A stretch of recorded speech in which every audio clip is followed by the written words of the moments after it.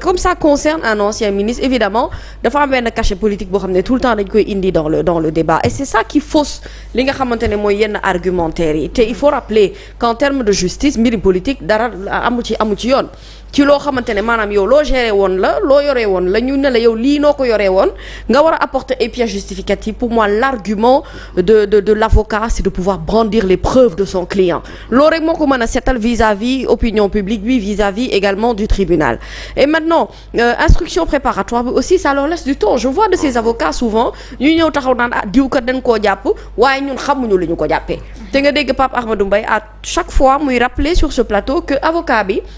day détenir tous les dossiers de son client. donc amul lenn loo xamante ne nii umpale na ko. maintenant débat d'opinion la rek, opinion pour opinion, ñoom argument yi ñu am ci loolu rek la ñu war a mën a jafandiku pour wax ne aujourd'hui xëy na dafa am lenn loo xam ne dëppoowul ak yoon, wala dafa am ne lenn loo xam ne dañu koy toppee seen client loo xam ne dëppoowul. mais en réalité ñoom xam nañu le fond du dossier, ce qu'il y a à l'intérieur. Et pour moi l'argument seul valable, je l'ai dit et répété plusieurs fois sur ce plateau, ce sont les preuves que peuvent apporter le client devant la justice. tey jii bu ñu indee ñoom preuve yi wane ne wax dëgg yàlla li ñu leen di tuumaal nii tuuma kese la. mais dans le fond mën nañu ko prouver, mais bu ëllëgee je crois que ñëpp dinañu am vraiment xel mu dal et puis esprit bu clair par rapport ak ñoom li ñu yore woon. loolu moo tax nag tout le temps je vois ñenn ci ñoom di brandir cette présomption d'innocence là qui oui existe en termes de justice, mais l'innocence est prouvée par le client lui-même. c'est-à-dire que ñii jàppuñu la pour wax la ne dañ lay teg fi dem wuti preuve. ñii dañoo sukkandiku ci ay rapport wala ñu sukkandiku ci ay loo xamante ne maanaam ils ont assez d'informations sur les personnes inculpées pour leen war a mën a teg loxo wala ñu war leen a mën a takkal bracelet wala. donc ci enquête Fonds Force Covid-19. bien sûr c'est bon à rappeler que enquête yi démarré na depuis. yàgg na 2022. yàgg na ci régime Macky Sall. c'est que liñ fi daan gis ci réew mi ñoom ils sont pas habitués à ça. le vrai problème c'est ça mooy ne justice bi ni muy doxee léegi. ñoom tàmmuñu woon loolu. c'était pas transparent. la justice était juste utilisée pour ñu damm élan wu ñenn ci ay politique wala barrer leen la route complètement. mooy indi ne ñu jàpp la créer la sax ay chef d'inculpation teg la ba pare nag ne la dangay wuti ji preuve. alors que yow nit ki lay incriminé nga toog jàkkaarloog juge magistrat bu kawee noonu. xam nga ne kooku du la jàpp ak di la tëjlu ci ay caaxaan.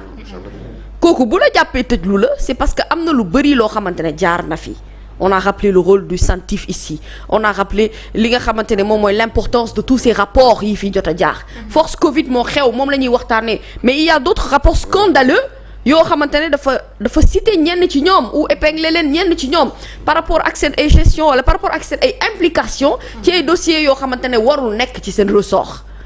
donc jàppuñu leen sur du néant. il dafa am benn existant boo xamante ne moom moo fi nekk ci existant boobu nag jàpp naa ne kii ñëw di la laaj ay explication par rapport ak lim lay toppee kooku jox na la dossier bu solide. yow nag yaa war a indi dossier bu ko gën a solide buy prouver sa innocence loolu rek mooy mën a tax ñu mën la bàyyi. nga dox vaquer sa ay occupation tranquillement moo ci waa APR Saint-Louis ñu ne ñoom fi mu toll nii Mansour Faye mi ñu téye lépp Ousmane Sonko ko waral. waaw su leen neexee c'est comme je dis loolu moom dëgg-dëgg ñàkk foo jafandu dëgg mooy war a mën a tax ngay jël ay jiiñaate di ko teg ci ndoddu kenn. de toute façon Ousmane Sonko moom mooy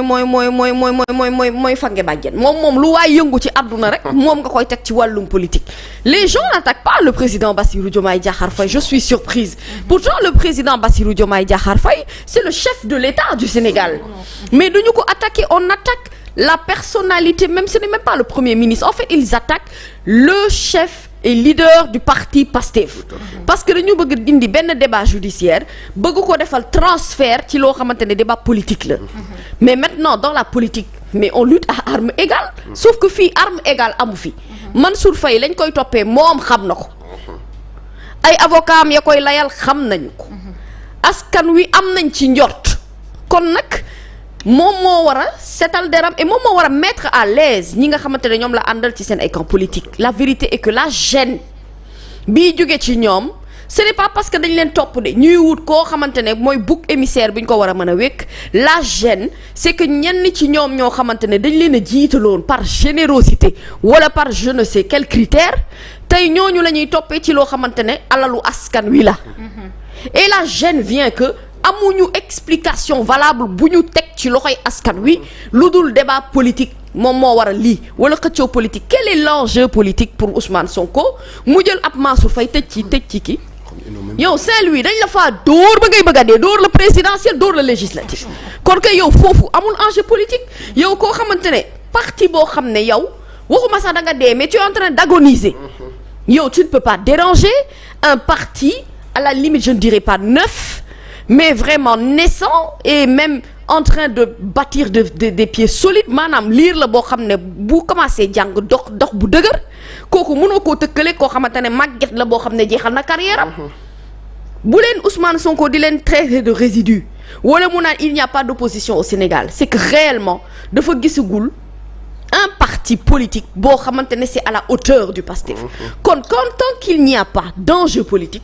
mënoo indi ne argument bi lii moo war a mën a tax ñu tere ko par exemple mu doxal ay liggéey wala ay activité politique moo tax ju tëj ko Macky Sall ba muy sonal Ousmane Sonko ci ay jamono xamoon na ne ce Ousmane Sonko là il est venu pour faire fausser tous ses calculs xamoon na ne Ousmane Sonko mii c'est la vraie menace politique bi mu am parce que booba temps ils ont fait de telle sorte que biir Benno Bokk Yaakaar parti socialiste seey ci AFP seey ci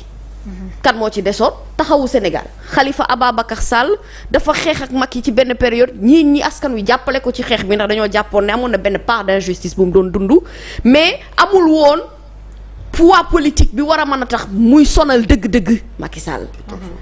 Karim Wade moom bañ ko yóbboo Qatar fa la toog ñëwatul donc parti démocratique sénégalais à la limite amatul leader. Le seul opposant politique bi nga xam ne moom moo nekkoon ki sonaloon Macky Sall considéré ko comme un vrai casse-tête te booba fekk na Macky xam naa sóoraale woon na lii yëpp ne kii bu ñu ko bàyyee mu jël nguur gi lii ak li amaana mën nañ cee fekk mu ne naa ko faagaagal loolu mën nañu comprendre ne ay raisons politiques yu justifiées la mais vraiment ce parti qui est l'APR qui a échoué lamentablement à des rendez-vous électoraux importants nga xam ne dóor nañ leen ba ñu bëgg a dee ba dóor ñoo xamante ne ci seen biir propre vote gagné ci ay gox-goxaat yoo xam ne mosoo woon xalaat ci àdduna ne opposition mën na koo gagné ñooñu amuñu poids politique bu war a mën a tax ñu naan on va procéder à une élimination de candidats ou de potentiels candidats yoo xamante ne mën nañu représenter ay menaces donc en réalité ñoom pour man kenn la ñu war a mere APR Saint-Louis APR u beneen région ñoo ci bokk yam